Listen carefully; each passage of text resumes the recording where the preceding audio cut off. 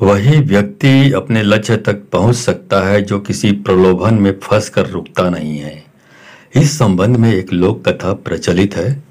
कथा के अनुसार पुराने समय में एक राजा की कोई संतान नहीं थी। वह बूढ़ा हो गया था तो इस बात की चिंता होने लगी कि मेरे बाद इस राज्य को कौन संभालेगा।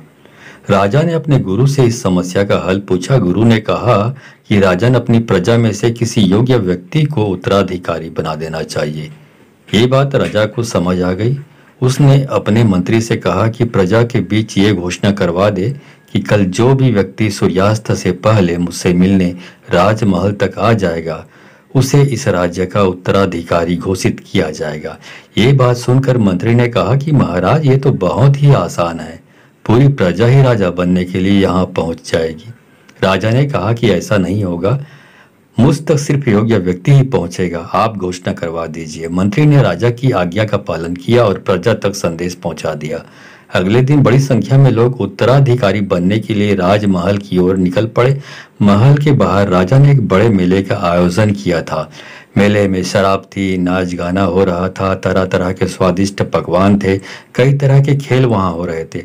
पूरी प्रजा उस मेले में ही उलझ गई।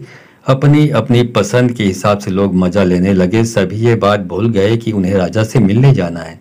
तभी वहां एक युवक ऐसा आया जो इन प्रलोभनों से नहीं फंसा। उसे सिर्फ अपने लक्ष्य तक पहुंचना था। वह सीधे राजमहल की ओर चल दिया। मुख्य द्वार पर दो पहरेदार खड़े थे।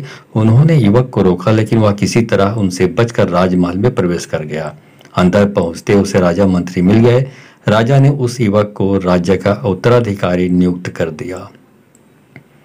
इस कथा से यह सीख मिलती है, इस प्रेरक कहानी का सीख ये है कि हम अपने लक्ष्य तक पहुंचने के लिए रास्ते में रुकना नहीं चाहिए। सफलता मिलने तक हमें आगे बढ़ते रहना चाहिए।